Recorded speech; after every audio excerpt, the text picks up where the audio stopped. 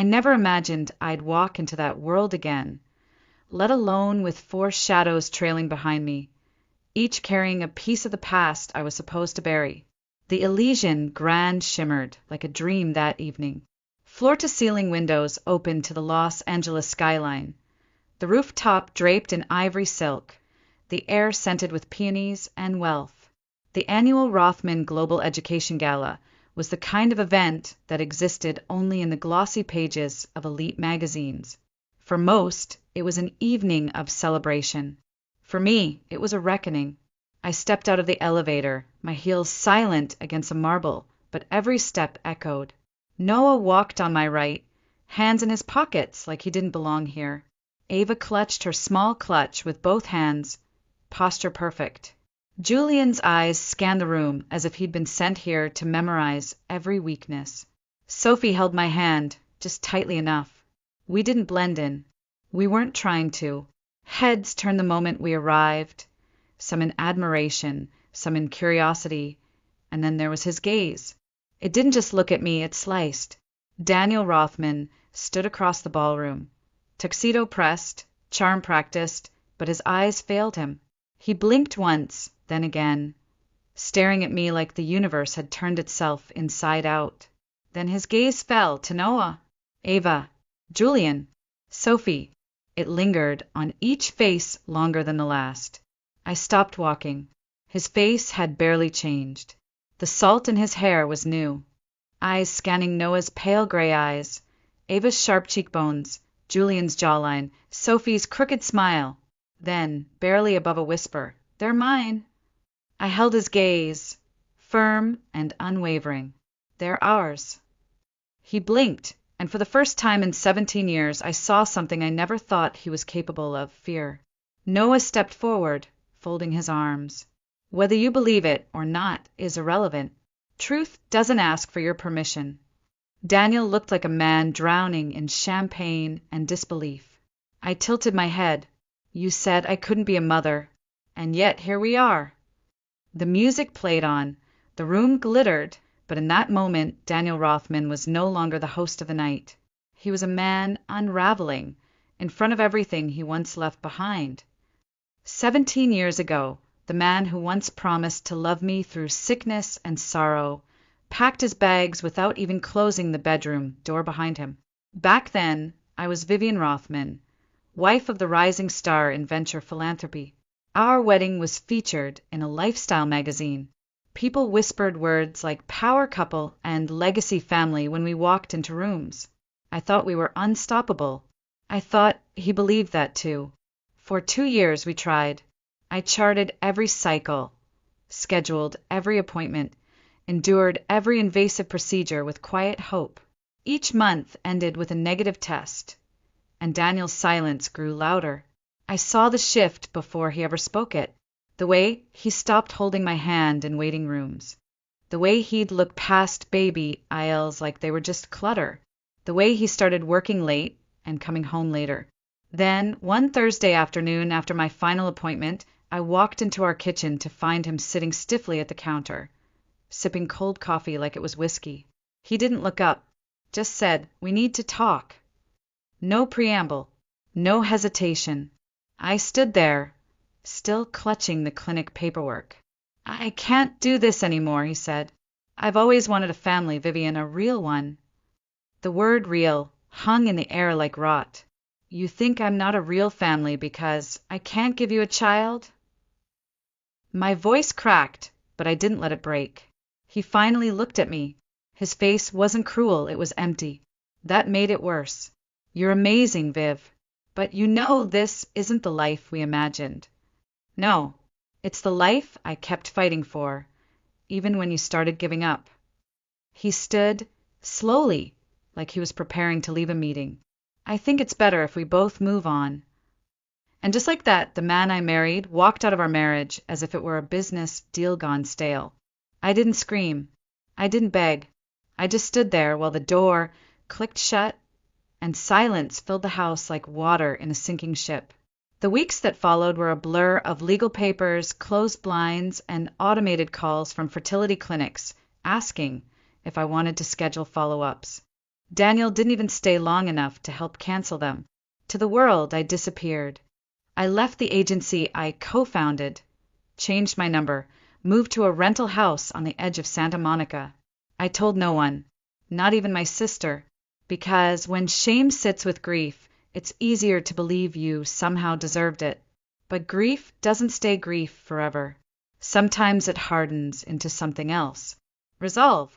One night, I sat on the floor of my kitchen, surrounded by silence and unopened mail, and whispered to myself, "You are not broken. You are not finished." That was the night I started researching. Stem cell innovation, reproductive breakthroughs, quiet whispers about a clinic in San Diego working on something radical. Something called novogenesis. I didn't know what I would find. I just knew I wasn't done yet. Daniel had made his choice. Now it was time I made mine. The clinic didn't advertise. No glossy pamphlets. No smiling stock photos of babies in baskets. Just a whisper passed between desperate women, and a phone number that rang twice before a calm voice answered. Pacific Regan Lab, this is Dr. Miriam Cho's office. I remember my voice trembling when I gave my name. I didn't have a referral, just a last sliver of belief. Belief that science hadn't written its final word on me yet. They scheduled me for a preliminary consult 3 weeks later. San Diego was a quiet 3-hour drive from Santa Monica, but that day it felt like I was crossing into another world. One where failure didn't follow me like a second shadow. The building was tucked away behind a children's museum, with no signs, just a code-protected elevator and a sterile white hallway that smelled of lavender and antiseptic. Dr. Cho greeted me herself, a woman with sharp eyes and a gentleness that felt earned, not practiced. She read my file in silence, then looked up. "You've been told you're infertile, but have you been told your body is incapable of carrying a child?" I blinked. "Aren't they the same?" "They used to be," she said. "Not anymore." She introduced me to novogenesis, a clinical trial using reactivated ovarian stem cells to regenerate viable eggs. It was experimental, high risk, painful, and most of all, confidential. "You may not succeed," she said, "but if you do, you'll be the first." That night I didn't sleep. I sat on the balcony of my apartment and stared at the ocean in the dark, waves rolling like quiet applause from the universe. I wasn't ready to hope again, but I was ready to fight. The first 6 months were a storm of injections, scans, biopsies, and hormone therapy that left me shaking, nauseous, and haunted by bruises blooming along my stomach, like purple reminders of what I might never get. There were nights I cried into my pillow, nights I doubted myself, nights I hated Daniel all over again. But I never stopped. Then one cool morning in October, I got a call. I was sitting on the bathroom floor, hair wet, robe damp. Dr. Cho's voice was steady. "You're pregnant, Vivian." For a moment, I forgot how to breathe. I didn't tell anyone. Not family. Not friends. Not even the clinic receptionist who'd grown fond of my quiet nods. I carried that secret like a flame in my chest, sacred, fragile, and mine alone. 9 months later, I held Noah in my arms, born healthy, with a full head of dark hair and pale gray eyes that looked nothing like mine. 2 years later came Ava, then Julian, then Sophie. For miracles, each born with the odds stacked against them. I never told them about Daniel, not even his name. To them, their father was a ghost I refused to summon. And honestly, I didn't need to. I taught them how to plant basil in coffee cans, how to balance grocery budgets, how to take a deep breath before responding to cruelty. I taught them how to walk tall, even when life tried to make them small. They were my world, and I was enough. Still, on certain nights when the wind carried the scent of ocean salt and unfinished dreams, I'd wonder if Daniel ever looked back, if he ever thought about the woman he left behind and the family he didn't even know he abandoned. But I never went looking, because I wasn't interested in dragging the past forward. I was waiting for it to catch up on its own. Daniel didn't sleep that night, not a single minute. After I walked away with 4 living, breathing refutations of everything he believed to be true, he stood in the middle of that ballroom like a man struck by lightning, not wounded, just empty. He didn't even say goodbye to his guests. He left before dessert was served, before the keynote speech he was supposed to deliver. His driver found him slumped in the back seat, glassy-eyed, gripping the edge of his tuxedo like it was the only thing keeping him upright. Back at his penthouse he paced, poured a drink, didn't touch it, poured another, still didn't drink. Then, finally, just past 2 a.m., he picked up his phone. "Mason," he said. His voice was raw, like he hadn't spoken since the moment I left the gala. I need you to look into something, into someone." Mason had been Daniel's personal assistant for over a decade, discreet, loyal, and ruthlessly efficient. "I need everything you can find about Vivian Carter, starting from 2007. Medical records, financials, anything that connects her to reproductive programs, especially anything confidential." Mason didn't ask questions. He never did. "Understood, sir." Daniel didn't sleep after that either. He sat at his desk, watching the skyline shift from night to day, waiting for the past to become searchable. Just before noon, the call came. "I found something," Mason said. "A project called Novogenesis. She was listed under a confidential donor number, but I matched dates and lab transfers. She was one of the early human subjects, possibly the first successful trial case." Daniel sat straighter. "Was she just a participant?" Mason hesitated. "No, sir. She was more than that. She was a documented success. The lab reports were sealed, but I accessed Briarwood Medical Center's encrypted maternity files. 4 names, for births, all listed under her file within a 2-year period following her treatment." Daniel gripped the edge of his desk. "Whose children are they, Mason?" There was a pause. Then the assistant's voice dropped, solemn. "They're yours, sir. DNA confirmed. 99.97% paternal match." Daniel didn't respond. Not for minutes. He just sat there, staring at the digital profiles of 4 young adults. Noah, Ava, Julian, and Sophie, names he had never heard. Birthdays he never celebrated. Milestones he never witnessed. One screen showed an ultrasound from Briarwood dated 16 years ago. Tiny heartbeats flickering in grayscale. The kind of image that should have brought him joy. Instead, it brought silence and something colder. Regret. Real, choking, late to the party regret. He didn't feel betrayed. He felt disqualified. Because 17 years ago, when I needed strength, he brought absence. When I looked for partnership, he gave me pity. And now he knew what I had done without him. What he had missed because he chose to walk away from a future he didn't understand.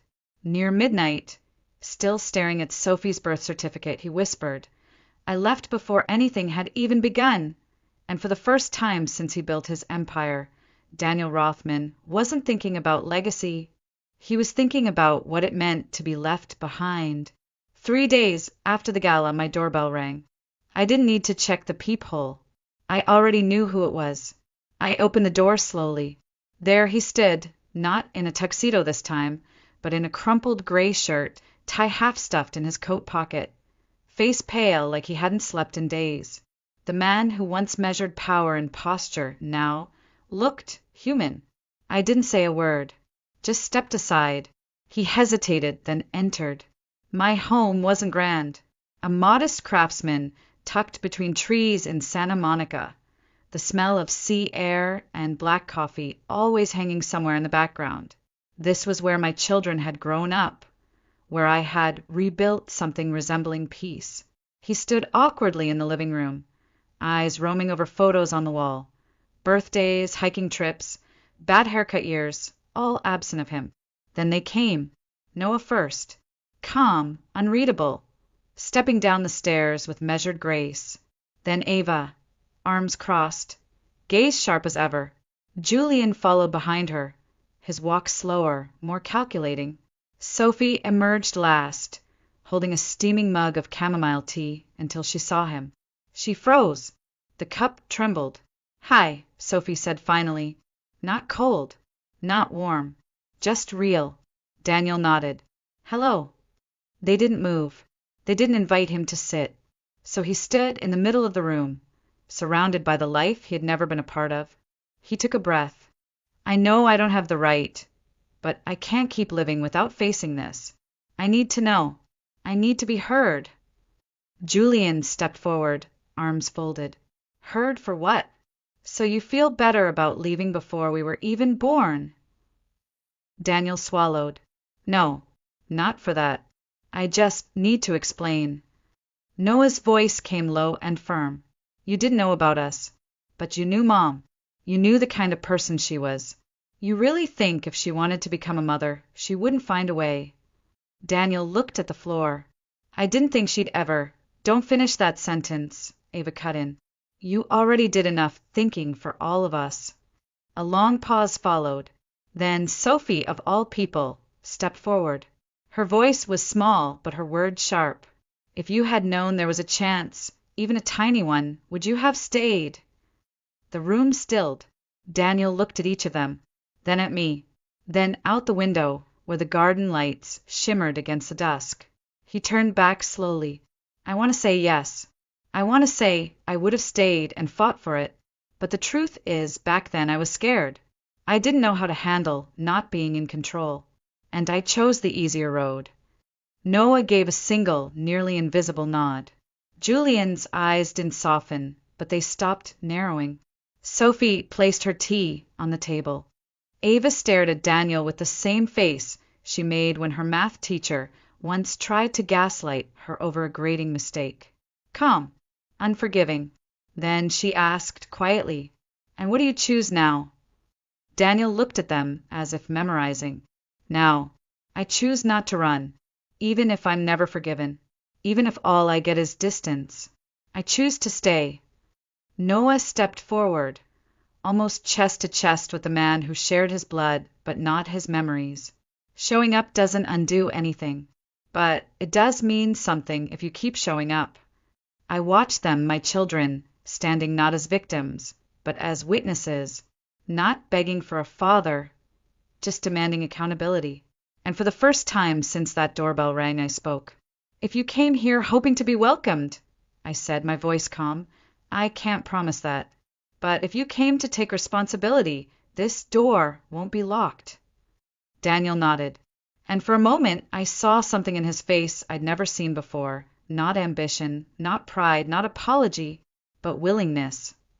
Daniel didn't try to call. He didn't send flowers. No grand gestures. No guilt-soaked letters or long-winded apologies. Just a quiet message, 3 days later. "If any of you are free, I'll be at the little bookstore near campus around 4. They have a poetry section. Thought maybe one of you liked that." No pressure. No expectation. He was just there. Noah was the first to show up. He didn't announce himself. She texted a single line. "Bus stuck. You free?" 12 minutes later, Daniel pulled up with an umbrella and a jacket in the front seat. She climbed in without a word. The car was quiet except for the windshield wipers. Before getting out, she left a folded napkin in the glove box. "Thanks for coming. I didn't interfere. I watched, like a woman standing at the edge of a quiet river, letting each of them choose which bridge to cross in their own time." Sometimes Daniel sat at the kitchen table, helping Sophie with her science presentation. Other nights, he played chess with Noah under the porch light. Ava once invited him to a student gallery. Julian didn't chase him off the porch anymore. He didn't ask for my attention, never tried to reclaim his old title. He just existed in the spaces they allowed him to fill. Not a father, not yet, but a presence. And sometimes that's where healing begins, not with a declaration, but with consistency. It was late October when the truth finally found its voice. The wind carried a chill through the backyard, rustling the old maple leaves across the porch. I stood in the kitchen, watching Daniel help Sophie with a physics diagram, both of them bent over a sketch pad with matching frowns. There was something surreal about it, seeing him there in the world he once walked away from. Later that night, after the kids had gone to bed, I brewed 2 cups of tea and stepped out to the back porch. Daniel was already there, leaning on the railing, eyes lost in the shimmer of the distant city lights. I handed him a cup. He took it without a word. For a while we just stood there in the quiet. No guilt, no demands, just breath and memory. Then I asked softly, that day when you left me, was it really just about the children? He didn't answer right away. The wind stirred again, stronger this time, as if even it wanted to hear the truth. No, he finally said, voice low. That was the part one could say out loud. The part that wouldn't make me look small. I turned to face him fully. Then what was the truth? Daniel stared into his cup like it might hold the answer. I panicked, he said. I looked at our future, at the disappointment in your eyes, and I saw someone I didn't recognize. I wasn't the man I thought I'd be. You were strong. You held it together. You kept believing. And I felt like I was fading. He exhaled shakily. I didn't leave because you couldn't be a mother. I left because I didn't think I could be a man worthy of you if you didn't need saving. That broke something in me, not out of pain, but recognition. I remembered that feeling. The moment I watched him go and thought, if only he'd just said something real, we could have found a way. You didn't trust me to stand with you, I said, quiet but sharp. You assumed I'd only love you if we had everything figured out. But I didn't need a perfect husband, Daniel. I needed a partner. He nodded slowly. I know, and that's what I'll regret for the rest of my life. The silence that followed wasn't heavy. It was truthful. Then I lifted my gaze to the horizon, where the sky bled into bronze and dark blue. We can't go back, I said. Too much has changed. I'm not the woman who wrote your name in the margins of her planner. I'm someone else now. Daniel smiled faintly. I can see that. I turned to him one last time that night. But if what you're offering is real, if you're here for them, and not to fix your own guilt, then maybe we can become something else. Not what we were, but something different, something honest. He didn't rush to respond. He just looked at me with no defense, no performance, and nodded. And for the first time in 17 years, there was nothing broken between us. Just a fragile kind of peace, waiting to be built upon. The next Sunday, Daniel came back. Not to make amends, not to force connection, just to show up. He knocked gently and stood there with a small bakery box in one hand and a folder tucked under his arm. I opened the door and raised an eyebrow. They closed this place down 8 years ago, I said, staring at the name on the box. He smiled. I found the recipe online, tried to recreate it. The cookies were misshapen, slightly burned, but the gesture was unmistakable. He stepped inside, awkward but not tentative. The air between us had shifted, not clear, but not hostile either. The kids returned home from the movies just minutes later. Sophie spotted him first, then Ava, Julian, and Noah bringing up the rear. Each of them reacted differently. A blink, a pause, a deep breath, a small nod. He stood in the center of the room, his hands clasped together tightly, not in fear but restraint. I know I don't deserve anything from you, he began, voice steady, but I'd like the chance to get to know you, if you'll let me. Lucas, the ever-skeptic, raised an eyebrow. Get to know us how? Ice cream runs and holiday cards for the next 17 years. Daniel didn't flinch. If that's all I get, I'll take it. If it's nothing, I'll still be here. Noah stepped forward, eyes locked on him. You sure about that? Daniel nodded. I don't know where to start, but I know I don't want to walk away again, even if it's just to listen. A beat passed. Then Ava turned, grabbing her coat. Do you have a car? Daniel blinked. Yes. Then take us to Clover and Vine, the ice cream place. It's open till 8. Julian sighed. I'm only going because the pistachio there is actually good. Sophie grinned faintly. While slicing apples in the kitchen, Sophie asked softly, Do you ever regret it?" The room stilled. Daniel put the knife down, looked at her. "Yes," he said, "every single day." And in that moment, with no excuses, no shields, he finally became more than the man who left.